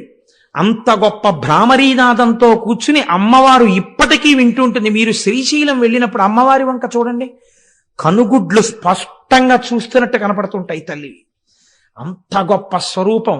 నేను చెప్తున్నప్పుడు నాకు కళ్ళల్లో లేత ఆకుపచ్చ రంగు చీరతో అలంకృతమైనటువంటి అమ్మ నాకు అలా కనపడుతుండగా నేను చెప్తున్నాను యథార్థానికి. కనుక ఆ రెక్కలతో అమ్మవారు అలా కూర్చుని ఉంటుంది. ఎదురుకుండా పెద్దవి చిన్నవి శ్రీచక్రాలు వేసి ఉంటాయి. వాటి మీద చక్కగా హడావిడి ఉండదు. బ్యాచ్ వైజ్ పిలుస్తారు శ్రీచక్రం దగ్గర పట్టేటట్టుగా. కూర్చుని చక్కగా మీరు కుంకుమార్చన చేసుకుని అక్కడ కూర్చుని సౌందర్యలహరిలోంచి 4 శ్లోకాలు చదువుకుని, అవిద్యానామంతస్తిమిరమిహిరోద్దీపనగరి జడానాం చైతన్యస్తబకమకరంద శృతిజరి దరిద్రాణం చింతామణిగుణనికా జన్మజలధౌ నిమగ్నానాం దంస్ట్రా మురరిపువరాహస్య భవతి అని అక్కడ కూర్చుని 4 శ్లోకాలు చెప్పుకుని వస్తే జన్మ ధన్యం అయిపోతుంది. అంత గొప్ప స్థితి అక్కడ శక్తిపీఠంగా ఉన్నటువంటి భ్రమరాంబ అమ్మవారు. ఇంకా చాలా ఆశ్చర్యకరమైనటువంటి విషయం, అక్కడ ఉన్నటువంటి స్వరూపాలలో వీరభద్రుడు అని ఒక ఆయన ఉన్నారు. మీరు శ్రీశైల మల్లికార్జున దర్శనం చేసి బయటికి వచ్చి ఎడం పక్కకి వెళ్ళినప్పుడు అక్కడ ఈ వీరభద్రుడు కనబడతాడు. ఆ వీరభద్రుడికి ఉన్నటువంటి గొప్పతనం ఏమిటో తెలుసా అండి? బయలు వీరభద్రుడు అని క్షేత్రపాలకుడు ఒక ఆయన ఉన్నారు. శ్రీశైలంలో ఉన్న వీరభద్రుడి గురించి ఏం చెప్తారో తెలుసా అండి? రక్త సంబంధమైనటువంటి వ్యాధులు శరీరంలో పొటమరిస్తే అటువంటి వారు శ్రీశైల క్షేత్రంలో ఉన్న వీరభద్ర స్వరూపం దగ్గర కూర్చుని ప్రతిరోజు 1 గంట సేపు శివనామాలు చెప్పుకొని కొద్ది రోజులు అక్కడ ఉండి వస్తే ఆ వ్యాధులు నయమైనటువంటి సందర్భాలు ఎన్నో ఉన్నాయి. అక్కడ ఉన్న వీరభద్రమూర్తిలోంచి అటువంటి శక్తి ప్రసారం అవుతుంది అని పెద్దలు చెప్తారు. అక్కడే ఆ తల్లి చంద్రవతి అనబడేటటువంటి ఒక రాజకుమార్తె ఒక భయంకరమైనటువంటి గడ్డు కాలాన్ని ఎదుర్కొంది. తన తండ్రే తనని మోహించాడు. ఆమె పరిగెత్తి శ్రీశైల క్షేత్రాన్ని చేరుకుని కృష్ణానదిని దాటి, ఇప్పటికే పచ్చల బండ అని పిలుస్తారు, అందుకే శ్రీశైల మల్లికార్జునుడే శపించాడని కొందరంటారు, ఆమె శపించిందని కొందరంటారు. ఏదైనా ఇప్పటికీ అక్కడ పచ్చల బండ ఉంది. ఆ పిల్లని తరువుకొస్తున్నటువంటి రాజు వెంటబడ్డాడు. పిల్ల గుళ్ళోకి వెళ్ళిపోయింది. వెళ్ళిపోయి శివలింగాన్ని చూసి ఆమె లింగం అనలేదు, వీడు మల్లికార్జునుడు అంది ఆమె. అని ఆవిడ ఏం చేసిందంటే చేతిలో మల్లెపూల దండ తీసి చేత్తో పట్టుకుని ఈ మల్లెపూల దండ సిగకి చుట్టుకుని, మల్లికార్జున నేను నీకు ఇవ్వగలిగింది ఇదే, ఇది నీ సిగకి చుట్టుకుని నన్ను కాపాడు అంది. ఉత్తర క్షణం లింగోద్భవమూర్తి అంటారు. ఇక్కడ వరకే కనపడతారు లింగోద్భవమూర్తి. మీరు ఎప్పుడైనా శ్రీకాళహస్తిలో ప్రదక్షిణం చేస్తున్నప్పుడు వెనక గోడ మీద చూస్తే కనపడతాడు లింగోద్భవమూర్తి. ఎప్పుడైనా శివాలయాల్లో పెద్ద పెద్ద గుళ్ళకి వెళ్ళినప్పుడు జాగ్రత్తగా చూడండి, ఉంటారు లింగోద్భవమూర్తి. మొన్న నాతో దేవాలయాలకు వచ్చినప్పుడు నేను అరుణాచలంలో చూపించి చెప్పాను, దీని గురించి నన్ను అడగండి మీకు చెప్తానని. నన్ను ఎవరు అడగలేదు, మర్చిపోయారు, నేను మర్చిపోయాను. కనుక ఆ లింగోద్భవమూర్తి స్వామి వచ్చి నీవు పచ్చల బండవగుదువుగాక అన్నాడు. ఎంతటి దుష్కృత్యము చేశాడో ఇప్పటికీ మనకి నిరూపిస్తూ ఆ రాజు పచ్చల బండ ఇప్పటికీ అక్కడ పడున్నాడు. ఈవిడ ఇచ్చినటువంటి మల్లికా పుష్పముల దండని తన సిగకి చుట్టుకుని మల్లికార్జున అని వేరొక మారు పిలిపించుకున్నాడు స్వామి. కాబట్టి అనేక రకాలుగా ఆయనకి ఆ మల్లికార్జున నామము సుస్థిరమైపోయింది అక్కడ. ఇక్కడే వృద్ధ మల్లికార్జునుడు అని ఒక మల్లికార్జునుడు. ఇది ఒక చిత్రమైన శివలింగం. శ్రీశైలం వెళ్ళిన వాళ్ళు చూసి ఉంటారు. వృద్ధ మల్లికార్జునుడని ఆ శివలింగం ముడతలు పడిపోయి ఉంటుంది. బాగా జర్జరీభూతమైన శరీరం ఎలా ముడతలు పడిపోతుందో అలా ముడతలు పడిపోయి ఉంటుంది. ఆ ముడతలు కూడా చూడండి బాగా ముసీలి వాళ్ళు అయిపోయిన తర్వాత రక్తం తగ్గిపోతుంది శరీరంలో. ఆ ముడతలు ఇలా దగ్గరగా వచ్చేసి ఉంటాయి. ఈ దగ్గరగా వచ్చేసిన ముడతల దగ్గరికి వెళ్ళి ఇలా మీరు ఎత్తి పట్టుకుని ఇలా అంటే అది అలా నించుంటుంది. ఆ ముడత ఇంకొంచెం యువతలు ఇలా అంటే ఇలా నించుంటుంది, ఇలా నించుంటే ఇలా నించుంటుంది, ఇటుపక్క ఇలా నించోబెడితే ఇలా నించుంటుంది, ఓ 7 అంకెలా నించుంటుంది. మా అమ్మ బాగా వృద్ధురాలు అయిపోయినప్పుడు నేను మా అమ్మ చేయి పట్టుకుని ఆడుకుంటుండేవాడిని. అమ్మ ఇదిగో చూసావా ఎలా నిలబడుతోందో అని. తల్లే కదండి, ఏమిటి నాన్న అని ఇలా అనేది పాపం ఆవిడ. కాబట్టి అలా ముడతలు పడిపోయినటువంటి శరీరం ఎలా ఉంటుందో వృద్ధ మల్లికార్జునుడు కూడా అలాగే ముడతలు పడిపోయి ఉంటాడు. ఈ మల్లికార్జునుడు ఎప్పుడు వెలిశాడు అని మీరు అడిగారు అనుకోండి, దానికి సాధికారికంగా ఏమీ చెప్పరు. కానీ అసలు అక్కడ జరిగినటువంటి విచిత్రం ఒకటి ఉంది. మహీశూర మహారాజు అని ఒక మహారాజు గారు ఉండేవారు. ఆయనకు ఒక కుమార్తె ఉండేది. ఆమె శంకరుడి యొక్క సౌందర్యాన్ని ఉపాసన చేసింది. శంకర సౌందర్యం అంటే మాటలు కాదు. ఈశ్వరుడు భర్తగా కావాలని ఎవరు ప్రకటన చేయరు. కారణం ఏంటంటే సాధారణంగా తండ్రిగా ఉపాసన చేస్తారు ఆయన్ని. కాబట్టి ఆమె శివుణ్ణి మోహించింది. ఏమందగాడని ఆవిడే. నాకు అలాంటి భర్త కావాలంది. చూద్దాం ఏం చేస్తుందో ఈ పిల్లని. శంకరుడు కల్లోకి వచ్చాడు. మీరు విందురు గాని ఎదరు అసలు శివస్వరూపం అంటే ఎలా ఉంటుందో చూద్దురు గాని. అందం పార్వతీ కళ్యాణంలో వస్తుంది, అప్పుడు అవధరిద్దురు గాని. కనుక ఆయన ప్రత్యక్షమై అన్నాడు, నీకు నన్ను వివాహం చేసుకోవాలనుంటే శ్రీగిరి పర్వతం మీద ఉన్నటువంటి తెల్లమద్ది చెట్టు కింద ఉన్న మల్లె పొదలో ఉన్నాను, రా నిన్ను వివాహం ఆడతానన్నాడు. ఆడపిల్ల కదా, కన్య కదా, వస్తుందా చూద్దామని ఆమె ఒక్కతే వచ్చేసి ఆ చెట్టుని పొదని వెతుకుతోంది. పార్వతీదేవంది, లోకంలో జగత పితరవు వందే పార్వతీ పరమేశ్వరవు అని చెప్తారు, ఈ బుద్ధి ఎప్పటి నుంచి వచ్చింది మీకు అని. అంటే ఆయన అన్నాడు, కాదు ఆమె నన్ను అంత భక్తితో ఆరాధన చేసింది. ఇక్కడ వివాహం అనగా నేను ఆవిడ్ని నాలోకి తీసుకోవడం. అంటే అమ్మవారంది, ఓహో అందుకే వివాహం చేసుకుంటానని మాట ఇచ్చారా, అంత భక్తి ఉందా ఉపాసనలో అంది. అంటే నిజంగా అమ్మవారికి తెలియక కాదు, లోకానికి చెప్పడం కోసం ఆ పిల్ల భక్తిని. అంటే శంకరుడు అన్నాడు, చూపిస్తాను చూడు ఎంత భక్తి తత్పర్రాలో అని. వెంటనే ఒక 96 సంవత్సరముల వృద్ధుడుగా మారిపోయాడు. వృద్ధుడిగా ఉన్నప్పుడు మరీ అందంగా ఉంటాడు మా స్వామి. చంద్రశేఖర పరమాచార్య స్వామి వారిలో ఉంటాడు. ఆ అందం వేరు కదండి. సత్యదండం చేత్తో పట్టుకుని ముడతలు పడిపోయిన శరీరంతో కడుపిలా అక్కలించుకుపోయి ఇలా నరాలు పైకి తేలిపోయిన చేత్తో ఒక కన్ను గాజు కన్నులు అయిపోయి ఒక్క కన్ను మాత్రం ఇలా లోపలికి వెళ్ళిపోయి ఇలా మోకాళ్ళు కూడా కనపడుతూ ఇలా గొంతు కూర్చుని సత్యదండం పట్టుకుని కంచికామకోటి పీఠానికి వెడితే ఇప్పటికీ అక్కడ కనపడుతుంది వ్యాక్సీ స్టాచ్యూ పరమాచార్య స్వామిది. చూడగానే మనసు పులకరిస్తుంది, ప్రణిపాతం చెయ్యాలనిపిస్తుంది, ఆయనే కూర్చున్నారేమో అనిపిస్తుంది. అప్పుడు ఆయనలో మీరు చూసేటటువంటి తేజపూర్వక సౌందర్యం వేరు కదా. కాబట్టి ఆయన్ని చూసి ఆవిడంది, ఎవరి కోసం వెతుకుతున్నావు పిల్ల అన్నాడు ఆయన. శివుడి కోసం వెతుకుతున్నాను అంది ఆవిడ. నేనే శివుణ్ణి అన్నాడు. నువ్వే శివుడవా, నిన్నే భర్తగా కావాలని నేను ఉపాసన చేశాను అంది. ఇంత వృద్ధుణ్ణి కదా పెళ్ళాడతావా అన్నాడు. నువ్వు వృద్ధుడవో యవ్వనంలో ఉన్నవాడవో నాకు తెలుసు తండ్రి, నాకు భర్త నువ్వే, వేరొకడిని భర్తగా నేను లోకంలో అంగీకరించలేనంది. అంటే ఆవిడకి కావలసింది ఆయనలో ఐక్యం అవడం. చూశావా పార్వతి, ఈమె భక్తి, ఈమెని నాలో ఐక్యం చేసుకుంటున్నానని ఐక్యం చేసుకుని ఈ పిల్లని స్మరించి ఇటువంటి భక్తి తత్పరురాలి కోసం సృష్టిలో లేని విధంగా ముడతలు పడిపోయిన శివలింగం వృద్ధమల్లికార్జున లింగం అని తలుచుకున్న వాళ్ళని పొంగిపోతూ నేను చూస్తాను అని వృద్ధమల్లికార్జునుడై వెలిశాడు. అందుకే అక్కడ ఇప్పుడు కళ్యాణాలు చేస్తున్నారు. కనుక ఎన్ని విశేషాలండి శ్రీశైలం అంటే, ఒకటా రెండా? ఇన్ని విశేషాలతో కూడుకున్నటువంటి క్షేత్రము ఆ క్షేత్రం. ఈ క్షేత్రంలోనే శంకర భగవత్పాదాచార్య స్వామి వారు శ్రీశైల పర్వత శిఖరం మీద ఉండగా ఒక కాపాలికుడు వచ్చి అడిగాడు, మీ శిరస్సు కావాలి నాకని. నా శిరస్సే కదా తీసుకుందువు కానీ నా శిరస్సు నువ్వు తీసుకుంటే నాకు బాధ లేదు, నా శిష్యులు బాధపడతారు. ఎందుకంటే గురువుగారు శరీరంలో ఉండాలని కోరుకోవలసిన వాళ్ళు శిష్యులు. గురువుకి ఆ శరీరం ఉన్నా లేకపోయినా బాధ లేదు. కాబట్టి నా శిష్యులు ప్రొద్దునే పాతాళగంగ దగ్గరికి వెడతారు నమస్కరించడానికి. వాళ్ళు పాతాళగంగ దగ్గరికి వెళ్ళినప్పుడు నువ్వు రా, వచ్చి నేను ధ్యానం చేసుకుంటూ ఉంటాను, నా శిరస్సు ఉత్తరించి పట్టుకెళ్ళన్నారు. ఆ కాపాలికుడు వచ్చి ధ్యానం చేసుకుంటున్న శంకరాచార్యుల వారి శిరస్సును ఉత్తరించడం కోసమని చేతిలో ఉన్నటువంటి కత్తి పైకెత్తినటువంటి సమయంలో స్నానం చేస్తున్న పద్మపాదాచార్యుల వారికి ఏదో అమంగళం గోచరించింది, గురువు గారికి ఏదో పొరపాటు జరుగుతోందని.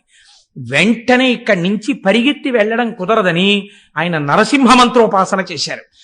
ఎక్కడి నుంచి వచ్చాడో మహానుభావుడు నరసింహుడు గబగబా వచ్చి కత్తినెత్తినటువంటి కాపాలికుడి శిరస్సుని త్రుంచి అవతల పారేసి నిలబడ్డాడు. ఆ తేజోమూర్తిని శంకరాచార్యుల వారు నరసింహ స్తోత్రంతో ప్రార్థన చేశారు. నరసింహస్వామి దర్శనం ఇచ్చినటువంటి క్షేత్రం శ్రీశైల క్షేత్రం. శివకేశవ అభేదంగా శంకర భగవత్పాదులు రక్షింపబడినటువంటి క్షేత్రం శ్రీశైల క్షేత్రం. జగద్గురువులను రక్షించుకున్న కొండ, నేనున్న తెలుగునాట ఉన్న కొండ. ఎంత పొంగిపోవాలండి, మనమున్న తెలుగునాట ఉన్న కొండ కదా. ఆనందంలో అటువంటి స్వార్థపూరితమైన వాక్కు వస్తూ ఉంటుంది. కనుక ఇన్ని రకాలుగానో ఆ శ్రీశైలం శ్రీశైలమే. చిత్రం ఏమిటో తెలుసా అండి, అక్కడ ప్రవహించేటటువంటి కృష్ణానదిని కృష్ణానది అని పిలవరు. దానికి ఏమని పేరు?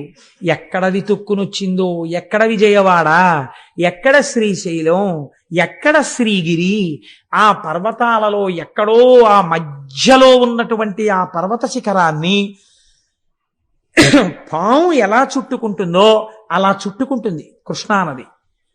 నల్లటి నది ప్రవహిస్తే దాన్ని ఏమని పిలుస్తారో తెలుసా అండి?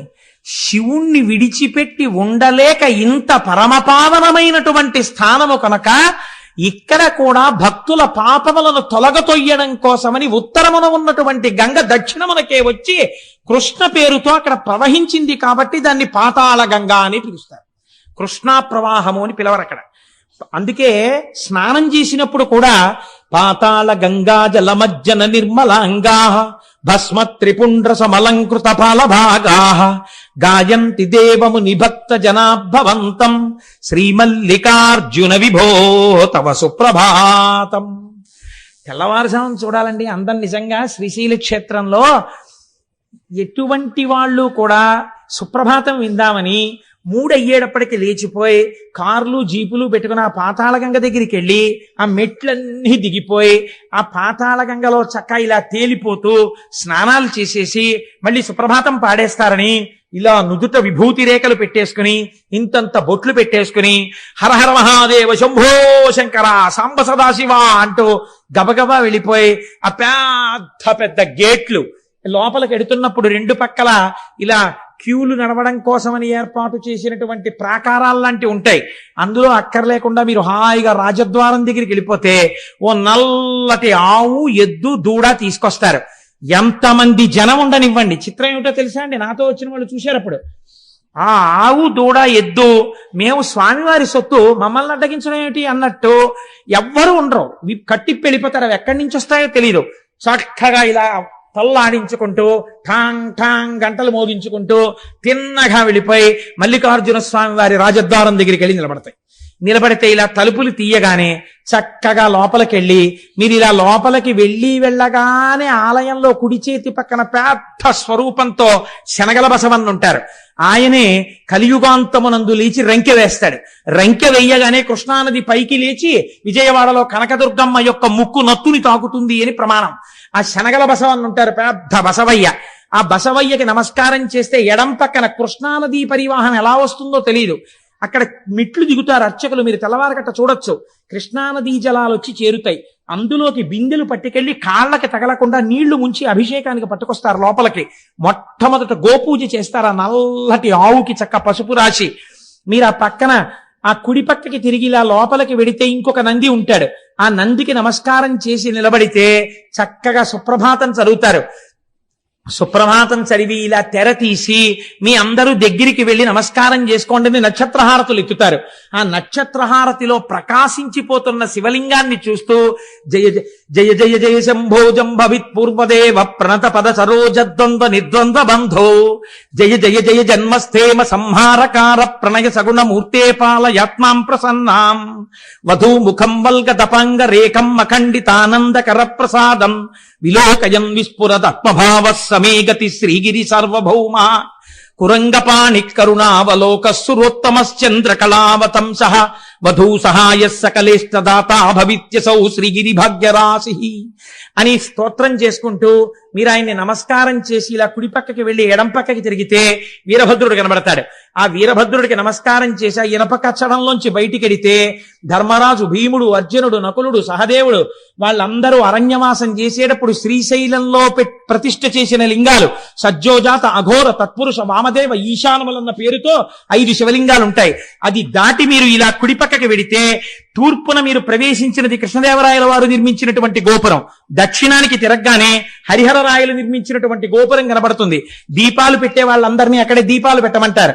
మీరు అక్కడి నుంచి మళ్ళీ ఇలా తిరిగి ముందుకొస్తే త్రిఫల వృక్షం అని పెద్ద వృక్షం ఒకటి ఉండేది, మేడి, జువ్వి, దాంతో పాటు రావి 3 కలిసి పెరిగినటువంటి చెట్టు. 2000 సంవత్సరంలో 4000 సంవత్సరంలో బతికింది ఆ చెట్టు. చెట్టుకు పెద్ద అరుగులు కట్టుంటాయి. చక్క అరుగు మీద ఒక గడియ కూర్చుని కుడి పక్కకి తిరిగితే వృద్ధమల్లికార్జునుడు కనబడతాడు.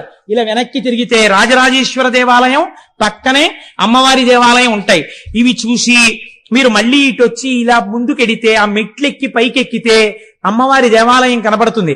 అమ్మవారి దేవాలయం లోపలికి వెడితే మీరు ఇలా తూర్పుగా వెడితే ఇలా దక్షిణంగా లోపలికి వదులుతారు. వెళ్ళి అమ్మవారిని దర్శనం చేసుకుని మీరు అలా దక్షిణంగా ఇలా అమ్మవారిని చూస్తూ ఇలా వంగి చూడాలి. ఇలా చిన్న ద్వారంలో ఉంటుంది అమ్మవారు. ఇలా వంగి అమ్మవారిని దగ్గరగా చూస్తూ పొంగిపోతూ దాటి అవతల పక్కకి వెళ్ళి శ్రీచక్రం దగ్గర కూర్చుని కుంకుమార్చన చేసుకుని ఆ పక్కనే ఉన్న చండీయాగం చేసేటటువంటి శాల దగ్గరికి వెళ్ళి ఆ అగ్నిహోత్రంలోంచి వస్తున్నటువంటి ధూమాన్ని పీల్చి కిందకి దిగి కుడి పక్కకి తిరిగితే అనగా ఉత్తరం వైపుకి తిరిగితే ఉత్తరాన శివాజీ గోపురం ఉంది. ఆ శివాజీ గోపురం దగ్గరికి వెడితే పెద్ద కళ్యాణ మంటపం, అక్కడే నందనవనం అని పుష్పవాటికి ఉంటుంది. ఆ వనంలోని సుబ్రహ్మణ్యేశ్వర స్వామి నెమలితో ఉంటారు. అక్కడ ఆ మెట్లెక్కితే రుద్రాక్షలవి అమ్ముతుంటారు కుడి పక్కన. ఆ లోపలికి వెడితే పెద్ద కళ్యాణ మంటపం కనబడుతుంది. అక్కడ చిత్రం ఏమిటంటే శివాజీ మహారాజు హిందూ రాజ్యాన్ని స్థాపించడం కోసమని అమ్మవారిని అక్కడికి వెళ్లి ప్రార్థన చేశాడు. శివాజీ గోపురం మీద ఇప్పటికీ చెక్కబడి ఉంటుంది. భవానీమాత భ్రమరాంబికాదేవి ప్రత్యక్షమై ఈ చంద్రహాసాన్ని చేత పట్టుకో, ఇంక నీకు ఎదురు లేదని అమ్మవారు అనుగ్రహించి చంద్రహాసాన్ని బహూకరించింది. ఆ కత్తి చేత పట్టుకునే మహానుభావుడు హిందూ ధర్మ సామ్రాజ్యాన్ని స్థాపించాడు. అందుకే ఛత్రపతి శివాజీ జీవితంలో మీరు ఒక నియమం గమనించి ఉంటారు. పరస్త్రీలు ఒకవేళ పరాయి సైనికుల యొక్క భార్యలు తనకి బందీలుగా దొరికితే గాజులు, పువ్వులు, పసుపు, కుంకమిచ్చి అమ్మవారి ప్రతి గృహిణిగా ఉన్నది అమ్మవారే అని వాళ్ళందరికీ పసుపు కుంకాలు తన చేతులతో పెట్టి పల్లకీకి డేరాలు కట్టి ఎవ్వరికీ కనపడకుండా తన సైనికులతో మోయించి శత్రుస్థావరాలకు పంపించేసేవాడు తప్ప ఎన్నడూ ఎంత అందగత్తె అయినా పరకాంత వంక చూసిన వాడు కాడు. రోషనార్ నవల చదివితే మీకు అర్థమవుతుంది. అంతటి మహానుభావుడు శివాజీ అంటే. అటువంటి శివాజీ మహారాజ్ ఆవుని పూజించాడు. అటువంటి శివాజీకి ప్రత్యక్షమై భవానీమాత ఖడ్గం ఇచ్చినది అక్కడే. ఇప్పటికీ శివాజీ స్ఫూర్తి కేంద్రం అని ఇప్పుడు కొత్తగా పెట్టారు శ్రీశైలంలో. శివాజీ స్ఫూర్తి కేంద్రం అని మీరు అక్కడికి వెడితే చూడవచ్చు. ఎన్ని వైభవాలండి ఆ శ్రీశైలం. ఆ భ్రమరాంబిక అమ్మవారి దర్శనం చేసుకుని కిందకొచ్చి ఆ విశాలమైన ప్రాంగణం దగ్గర కుడి చేతి పక్కన కార్యాలయం ఉంటుంది, ఆఫీస్, ఎగ్జిక్యూటివ్ ఆఫీసర్ గారిది. మీరు అక్కడ కూర్చుని పిల్లలతోటి ఒక్కసారి అలా ప్రాకారం మీదకి చూశారనుకోండి, ఇటు తిరిగి ఒక నంది, ఇటు తిరిగి ఒక నంది, అటు తిరిగి ఒక నంది, ఇటు తిరిగి ఒక నంది, ఒకే నందికి ఇటుక తల. నందులన్నీ మీటింగ్ పెట్టుకున్నాయా అనిపిస్తుంది. అయ్యవారి ప్రాకారం నిండా నందులు, అమ్మవారి ప్రాకారం నిండా సింహాలు. అన్ని సింహాలు నందుల్ని చూస్తుంటాయి, ఇన్ని నందులు సింహాలని చూస్తుంటాయి. మీరు మేము చుట్టాలం, అమ్మవారికి అయ్యవారికి సేవకులమని భయం లేకుండా ఉంటాయి రెండు ప్రకారాల మీద.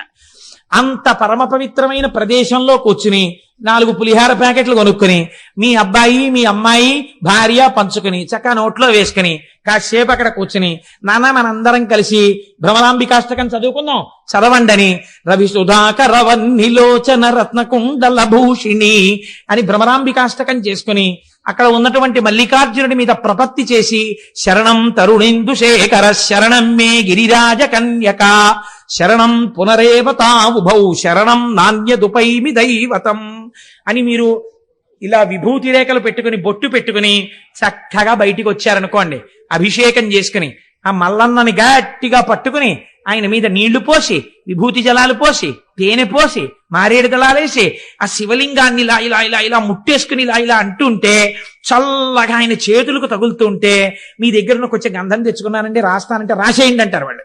ఇంత విభూతి రాసేసి ఇంత గంధం అద్దేసి ఇంత బొట్టు తీసి పెట్టేసి 4 మారేడాకులు వేసేసి 4 పువ్వులు వేసేసి మళ్ళీ ఓసారి తల కొట్టేసుకుని ఆ విభూతి ఆ కుంకం ఇవన్నీ అంటుకుపోతాయి. బయటకు వచ్చిన తర్వాత నాన్నగారండి మీ ముఖం నిండా విభూతి కుంకం ఏంటి అలా ఉండని అమ్మ కాసేపు, అది మల్లికార్జున ప్రసాదం అని కాటేజీకి వెళ్ళిన తర్వాత అప్పుడు మొహం కడుక్కుని చక్కగా మీరు పిల్లలతో భార్యతో కూర్చుంటే ఎంత గొప్ప క్షణాలండి అవి. మనం మానసికంగా శ్రీశైలం వెళ్ళొచ్చాం మనం కనుక మన పెద్దలు అందుకే ఒక ప్రయత్నం చేస్తుండేవారు. ఎక్కడికి వెళ్ళినా వెళ్ళకపోయినా మానసికంగా మాత్రం తప్పకుండా శ్రీశైలం వెళ్ళొస్తుండేవారు. నేను ఎప్పుడో నా చిన్నతనంలో బహుశా నేను ఏ 5వ క్లాసో చదువుకుంటున్నటువంటి రోజులు అయి ఉంటాయి అవి. తెల్లవారకట్ట లేచి చదువుకోమనేవారు ఇంట్లో, అంటే లేచి చదువుకునేవాడిని. చదువుకునే రోజుల్లో మా అమ్మమ్మ గారు ఉండేది, ఆవిడ శ్రీశైల రగడ అని ఒకటి చదువుతుండేది. అది ఆవిడ మానసికంగా శ్రీశైలం వెళ్ళిపోయేది. ఆవిడ మొహం కడుక్కొచ్చి కాఫీ కూడా తాగేది కాదు. బాగా పెద్దదైపోయింది అప్పటికే ఆవిడ కూర్చుని ఆవిడ శ్రీశైల రగడ చదివేది కళ్ళు మూసుకుని. తాను శ్రీశైలం మానసికంగా వెళ్ళిపోయేది ఆవిడ. నేను ఇక్కడ సోషల్ చదువుకోవడానికో సైన్స్ చదువుకోవడానికో కూర్చునేవాడిని, కానీ అమ్మమ్మ శ్రీశైల రగడ మొదలు పెట్టగానే నా మనస్సు శ్రీశైల రగడ మీదకి వెళ్ళిపోయేది. అది అయిపోయే వరకు సోషలు లేదు సైన్సు లేదు, 0 కట్టి పెట్టేశారు. విని తర్వాత చదువుకునేవాడిని, అది వేరే విషయం అనుకోండి.